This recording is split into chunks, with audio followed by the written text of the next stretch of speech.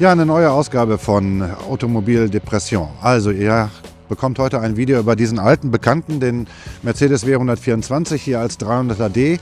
Genau, also ich würde sagen, wir fahren jetzt einfach mit dem Auto und ich erzähle euch mal, wie das so ist. Ich war nämlich neulich irgendwie 1500 Kilometer mit diesem Auto unterwegs und kann euch mal so einen kleinen Erfahrungsbericht schildern. Also, kann man damit fahren? Ist das noch erträglich oder ist das in der heutigen Verkehrssituation eher ein bisschen schwierig? Und die Sache gleich im Vorfeld, nein, ist es nicht. Man kann mit diesem Auto tatsächlich ganz gut fahren.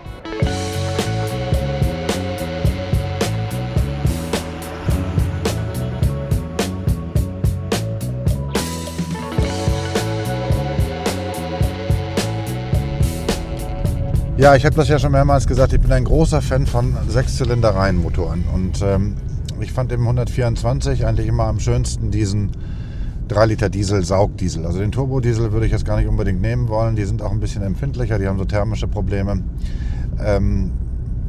Halten auch lange, aber ich finde den Saugdiesel eigentlich schöner. Und das Auto hat hier 109 PS. Das ist jetzt wirklich nicht viel für die heutige Zeit. Das hat ja nun nicht wieder jeder Hyundai irgendwie mehr. Aber dennoch ist im Vergleich zu heutigen Autos, was sofort auffällt, ist, dass dieses Auto relativ kompakt ist.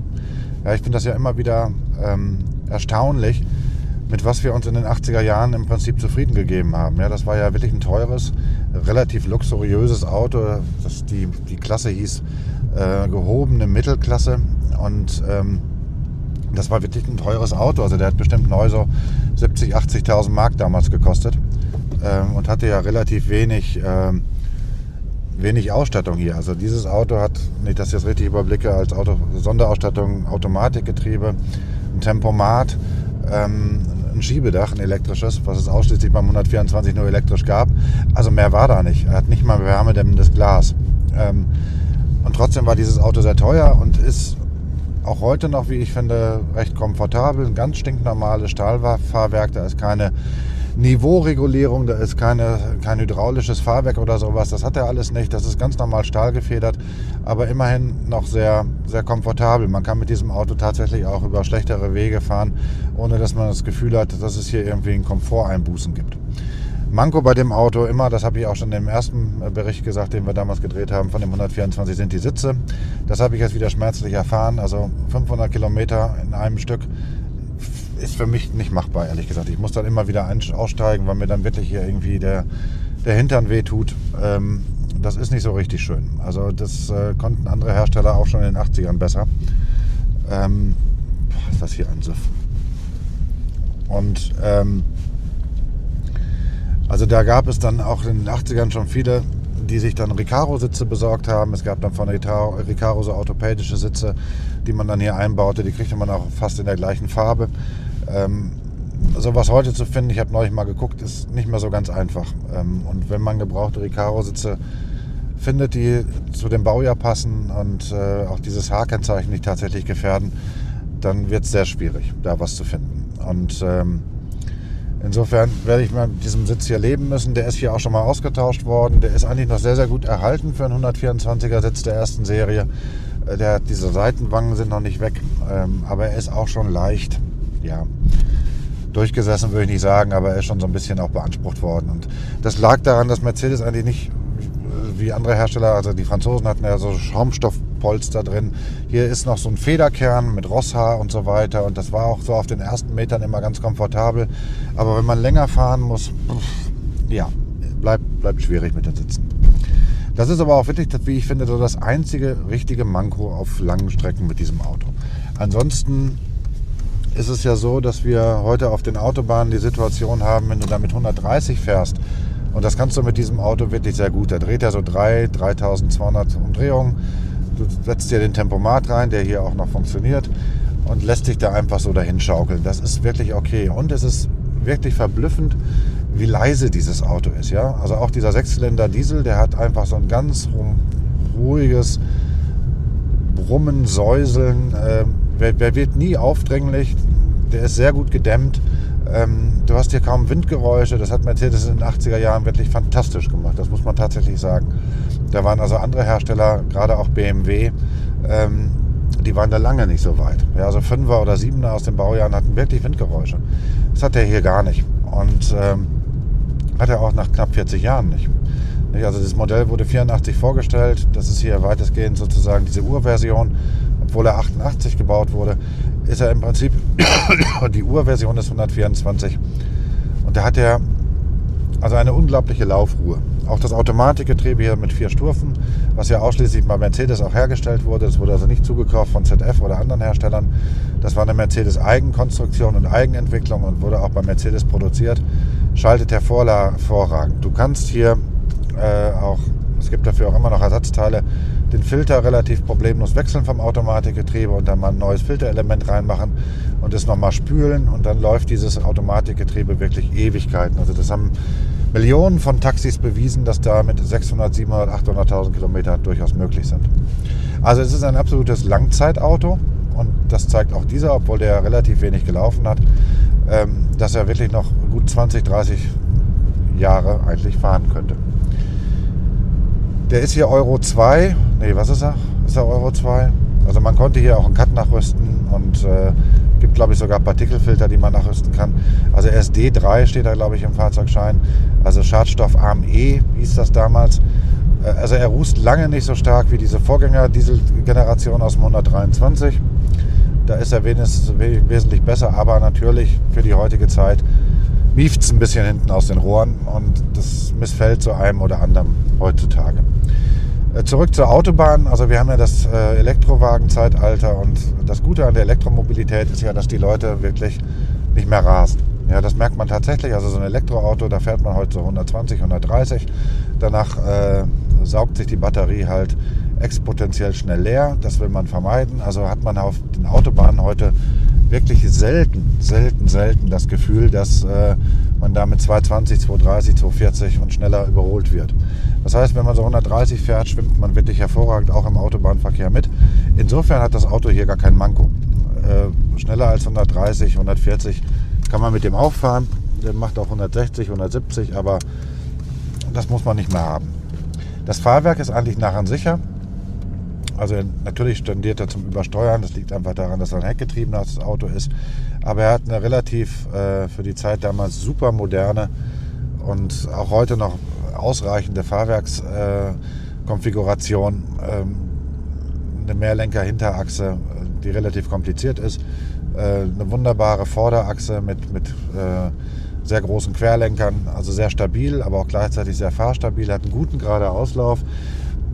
Was es nicht gibt, ist ESP. So, das heißt, wenn du in den Kurven schnell fährst und du merkst, es wird rutschig, dann musst du schon so ein bisschen gegenlenken und Auto fahren können und so ein bisschen das Popometer haben, dass du merkst, auch hier ist er jetzt an deinem Grenzbereich. Der kommt dann auch. Ja? Also bei rutschigen Straßen merkst du dann auch, dass er hinten dann so ein bisschen weg will.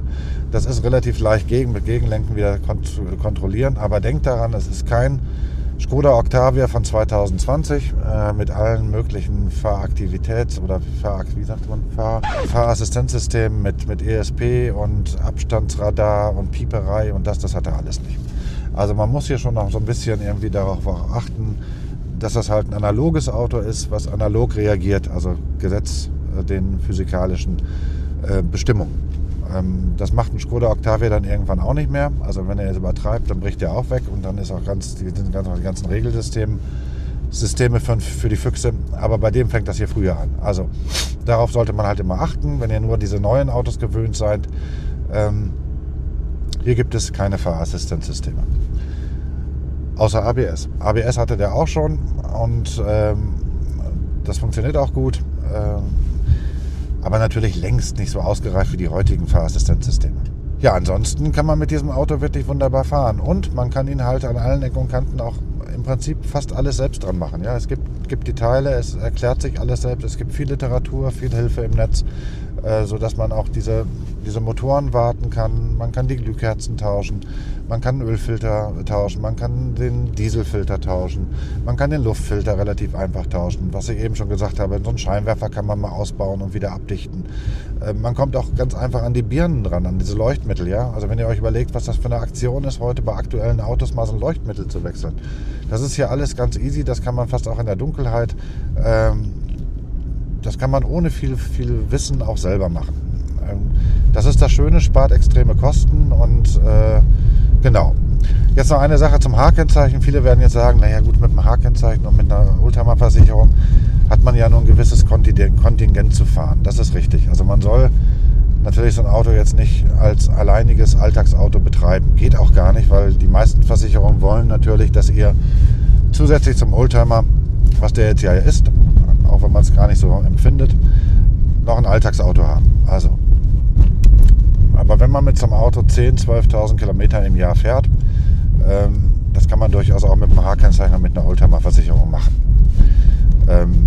Und wie gesagt, haltet dieses Auto gepflegt, weil es passiert immer wieder, also gerade auch so sogenannte Youngtimer, ist für mich ein 124er übrigens immer noch, wenn man die jetzt halt viel fährt und auch durch Salz und durch Schnee und sie fangen dann an zu rosten, was natürlich passieren kann. Ja?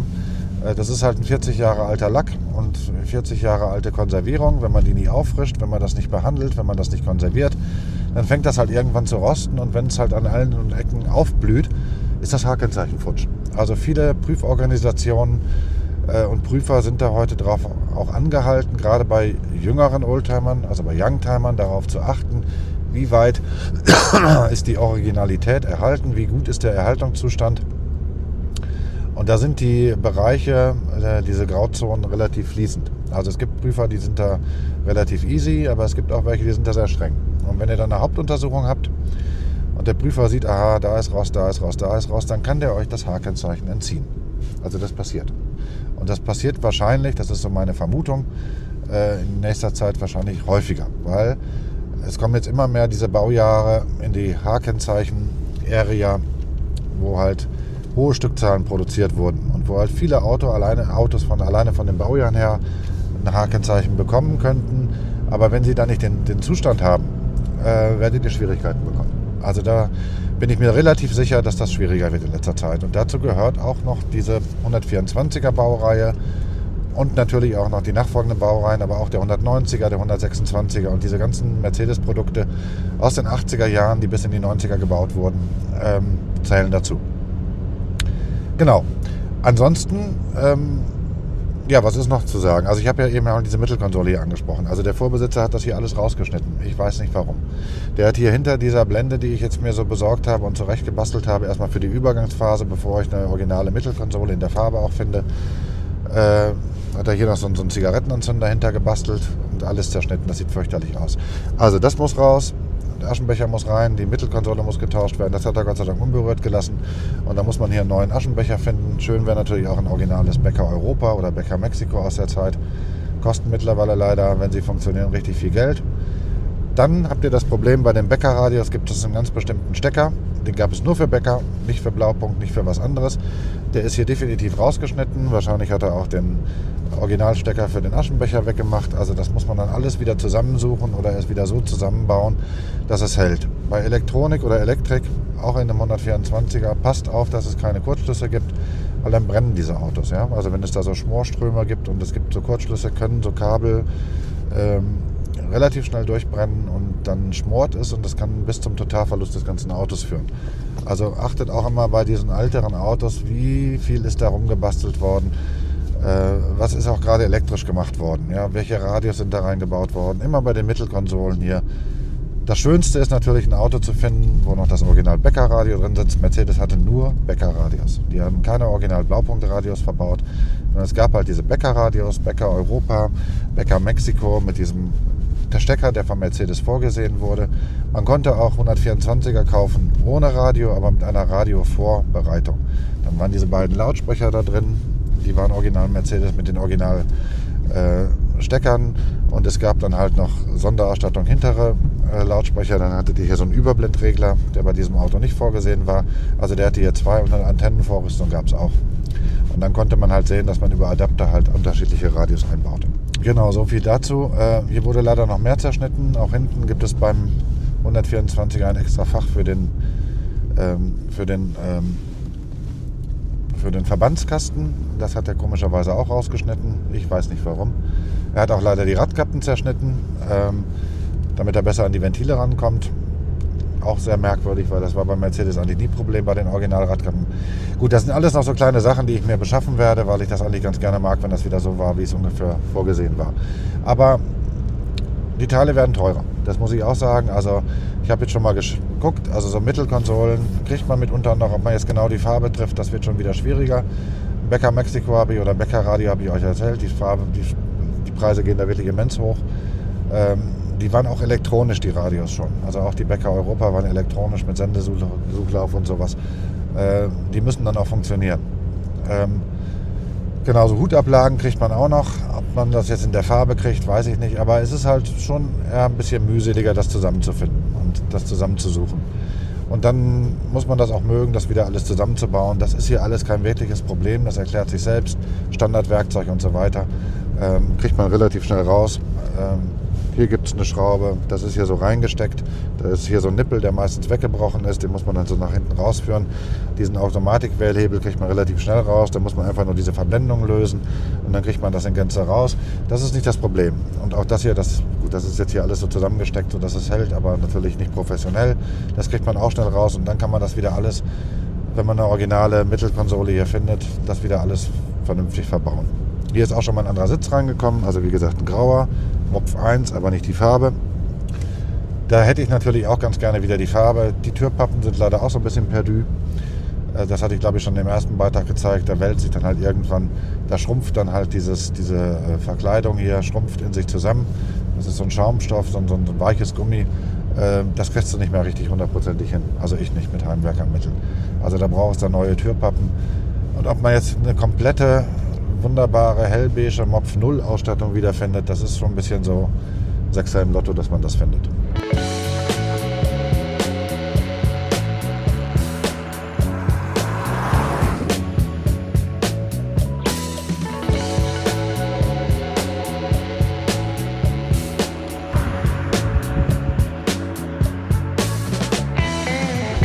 So, jetzt halte ich meine Klappe und zwar deswegen, damit ihr euch mal dieses wunderschöne Innengeräusch hier anhört. Wir fahren jetzt hier so Tempo 70, 80, 90 und ich bin jetzt ruhig.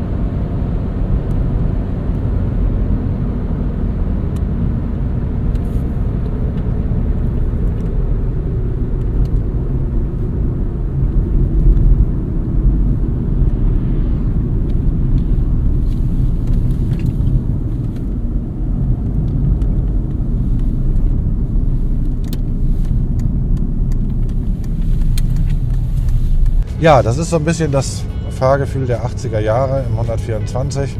Wie gesagt, sehr unprätentiös, sehr unspektakulär, dafür unglaublich solide. Und verglichen auch mit den von mir so geliebten Volvo und Saab-Modellen der Zeit ist das hier schon nochmal eine andere Nummer. Das ist schon, also so für den Alltagsbereich, schon ein bisschen besser. Ja, also man kann hier schon ein bisschen besser mitfahren. Und wie gesagt, Technikteile gibt es halt, man muss nicht großartig rumsuchen. Das gibt es alles auch neu und teilweise sogar noch vorrätig. Also insofern ist der 124er schon ein ganz guter Kompromiss für ein altes Auto, was man durchaus auch so in Anführungsstrichen im Alltagsbereich fahren möchte. Und wie gesagt, ich mag die Diesel. Der 300d ist halt relativ teuer, wenn man noch gute findet.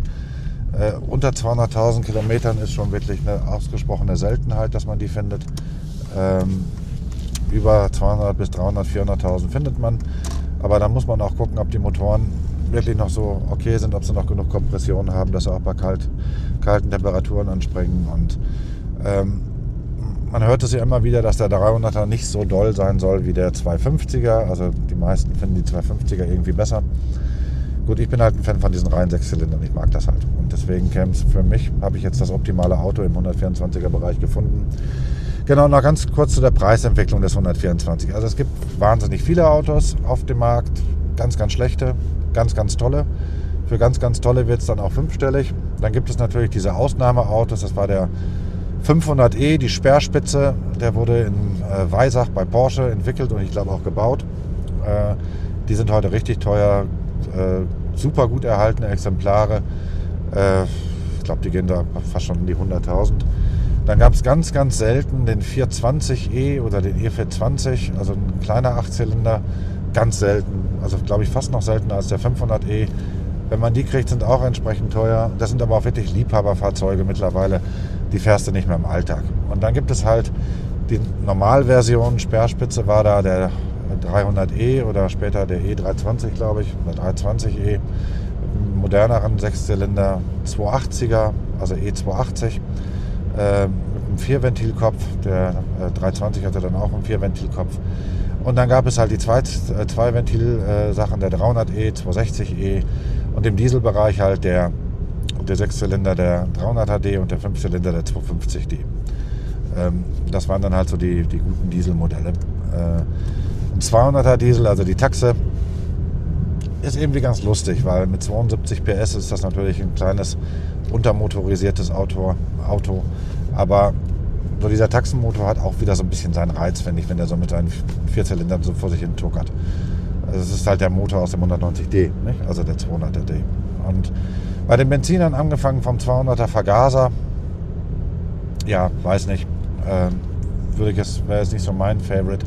Dann gab es irgendwann nur noch Einspritzer, 200e und am Anfang noch den 230e, der bekannteste Motor und glaube ich der meistgebauteste mit 136 PS.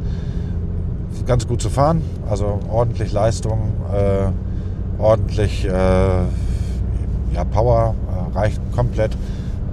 Und wie gesagt, dann gab es halt die 6-Zylinder-Modelle 260e und 300e, verbrauchen schon ein bisschen mehr. Also da fährt man schon so 12, 13 Liter durch. Wenn man so ganz behutsam fährt, geht das auch unter 10 Liter, aber da muss man wirklich ganz genau darauf achten, wie man fährt. Und wie gesagt, die von mir favorisierten Dieselmodelle, also der 300er-D. Und dann gab es natürlich den Turbo mit 147 PS, 300 TD Turbo. Ja, wenn ihr euch wundert, dass ich so ein bisschen müde bin und meine Tonlage sich der Tonlage des Dieselmotors hier anpasst, dann liegt das schlicht und ergreifend daran, dass es hier sehr, sehr gemütlich warm ist. Draußen haben wir minus 2 Grad, hier innen drin haben wir gemütliche 25 und der Motor säuselt einen so ein bisschen in den Schlaf. Deswegen verzeiht mir, wenn ich hier so ein bisschen monoton vor mich hin labere, aber ich komme jetzt nochmal auf die Kombis zu sprechen. Also die hatten obligatorisch, das heißt ab Werk immer, war keine Sonderausstattung, hatten sie eine Niveauregulierung, die, wie ich fand, da immer etwas overengineert war. Also man hatte sich da so ein bisschen auch diese Hydropneumatik von Citroën als Vorbild genommen. Das heißt, das ganze System läuft über Druckspeicher, sogenannten Bulleneier. Das sind auch 2 Federkugeln, die hinten unterm Wagenboden sitzen, im Spritzbereich, dadurch manchmal auch schwierig auszutauschen sind, weil alles ein bisschen verkeimt ist. Die müssen ähnlich wie bei Citroën auch ausgetauscht werden, weil sich so in der Mitte eine Gummimembran befindet, oben Stickstoff, unten Öl. Und wenn sich das vermischt, werden die Dinger bretthart. Das habt ihr vielleicht auch schon mal gesehen. Wenn so Kombis vor euch herfahren, die so ein bisschen so vor sich hin hüpfen, dann sind die Federkugeln hin. So, dann haben die noch so eine Art Höhenkorrektor wie bei Citroën, also so ein Stellelement, das sitzt auch im Spritzwasserbereich. Das kann auch festgehen, muss dann gangbar gemacht werden, bestenfalls. Man kann das reparieren. Da gibt es bestimmt auch mittlerweile Überholsätze für, weil neu wird es die nicht mehr geben. Das ist eine Menge Arbeit und vielleicht auch so ein bisschen spezieller. Ich habe es noch nie gemacht, aber das kann auch daran liegen. Und dann gibt es last but not least die beiden Stoßdämpfer, die auch mit diesem Hydrauliköl laufen und sich dann der unterschiedlichen Höhe anpassen, indem sie halt mehr oder weniger Öl bekommen. So. Und den Druck halten die dadurch durch diese Druckspeicher. Das heißt, dass die auch im Stehen nicht absinken. Also wenn euch irgendein Verkäufer beim 124er T-Modell sagt, ach, der sinkt sich ab, aber wenn ihr ihn laufen lasst, senkt er sich wieder hoch, ist was mit dem Druckausgleich nicht okay. Das heißt, dann sind entweder die Dämpfer kaputt oder undicht oder irgendwas anderes an der Hydraulikleitung ist undicht. Ihr habt vorne im Motorraum so einen Reservebehälter, ähnlich wie bei Citroën, und der schlängelt sich dann quasi mit einer Leitung, einer Stahlleitung unter dem gesamten Wagenboden bis in die Hinterachse und da sitzt dann das ganze Niveauregulierungsgedöns. Ja? Das ist so ein bisschen der Schwachpunkt bei den Kombis. Dann haben die auch noch das Problem mit Rost hinten im Radlauf. Da rosten die relativ gerne durch. Das könnt ihr von innen sehen, wenn ihr diese beiden Klappen wegmacht bei den Kombis. Die haben ja so 2 Staubklappen. Da könnt ihr mal so hinterfriemeln, wenn ihr da so an dem Radlauf seid von innen. Guckt mal, ob das da okay ist, weil da hat sich meistens von innen Kondenswasser reingesetzt und rostet das dann von innen quasi durch. Das hat die Limousine so nicht, weil der Kofferraum war eigentlich immer frei von Kondenswasser, weil da hat ja nie einer drin gelebt. Also da wurden keine Kinder transportiert, keine Menschen, kein gar nichts. Beim Kombi ist das anders, da kommt das Kondenswasser quasi durch den gesamten Wagenboden. Also da sind die Kombis so ein bisschen tückscher. Also dadurch sind die Limousinen, und was ich jetzt festgestellt habe als großer Kombi-Fan, so eine Limousine hat wirklich Vorteile, weil man kann das ganze Geraffel, ich neige dazu, immer so im Auto mit mir hin und her transportiere. Also von Utensilien für die Kinder, über den Hund, über Werkzeugkästen, über Ersatzteile, über das, was ich alles immer so irgendwie mitnehme. Das liegt dann immer wochenlang im Auto. Das ist bei einer Limousine wirklich klasse. Das kann man alles in den Kofferraum schmeißen und man sieht es nicht mehr. Ja? Also man freut sich dann auch immer wieder, wenn man was wiederfindet. Das ist ein Vorteil zum Kombi, weil beim Kombi ist das halt immer alles so ein bisschen sichtbar. Also insofern versuche ich erstmal mit einer Limousine zu leben. Der große Hund, den ich da habe, mein Pyrenäenberghund, der findet das ganz toll, hier hinten drin zu sitzen, weil ist so ein kleines Komfortschwein. Irgendwie findet er das im Kombi gar nicht mehr so toll. Also der steigt hier viel, viel lieber ein als im XC70, weil er ist halt dicht dran und ist auch ein bisschen weicher, die Rückbank. Geht auch. Also Problem wird dann halt Kinder und Hund, da ist dann halt wieder der Kombi gefragt. Also kurz und Schluss mache ich es jetzt, bevor ich hier einschlafe und ihr auch. Eigentlich ein tolles Auto, unspektakulär, wie ich finde. Für mich ist das halt immer so, ich habe das Ding, mein Vater hatte das damals neu gekauft. Wir sind dann nach Sindelfingen gefahren und haben dieses Auto gekauft und haben das so eine Werksübergabe gemacht. Das war für mich als Kind halt oder als Jugendlicher ganz spannend. Und ich habe dann halt 85 einen Führerschein gemacht und es war so das erste Auto, mit dem ich dann halt auch wirklich viel gefahren bin. Ein 300er D in exakt der gleichen Farbe, Anthrazit, Grau, Metallic Farbcode war glaube ich 712M. Also M steht für Metallic und der hatte noch Sitzheizung und sowas alles. Also, und hat aber ein Schaltgetriebe. Also diesen berühmten Bonanza-Effekt, von dem ich ja auch schon mal gesprochen habe. So, und jetzt habe ich dieses Auto wieder und ich bin natürlich wieder so ein bisschen in den 80ern, in der Kindheit und das finde ich eigentlich ganz schön. Und man wird hier auch ganz ruhig drin.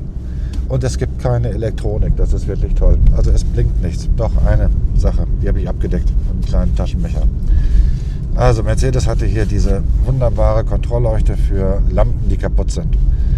Und obwohl alle Lampen an diesem Auto und 50 Mal ausgetauscht wurden, und ich alles geguckt habe, woran es liegt, trotzdem immer weiter leuchtet und ich nicht fündig bin, woran es liegen kann. Vielleicht könnt ihr mir das schreiben, wenn ihr solche Erfahrungen habt und mir einen Tipp geben, woran es liegt. Ich blicke es nicht. Habe ich mir jetzt einfach hier, wenn ich mit Licht fahre, dieses kleine Taschenmesser hier hingelegt und ich sehe den Scheiß nicht mehr. Die nächste Alternative wäre natürlich, die Birne auszutauschen. Aber das lasse ich. Genau, das war's zum 124. Weitere Erfahrungsberichte werden wahrscheinlich folgen, weil ich werde ihn jetzt erstmal behalten. Ich habe gar keine Lust, den mal zu verkaufen. Der ist wirklich nett. Und werde ihn wieder schöner machen und vielleicht finde ich mal irgendwann eine Mittelkonsole. Vielleicht habt ihr ja eine Originale in dieser Farbe. Schreibt es mir einfach. Vielleicht werden wir uns handelseinig. Wäre auch noch eine Möglichkeit. Vielleicht profitiere ich ja auch mal von diesem Kanal. Also in diesem Sinne, ich wünsche euch alles Gute. Bis bald.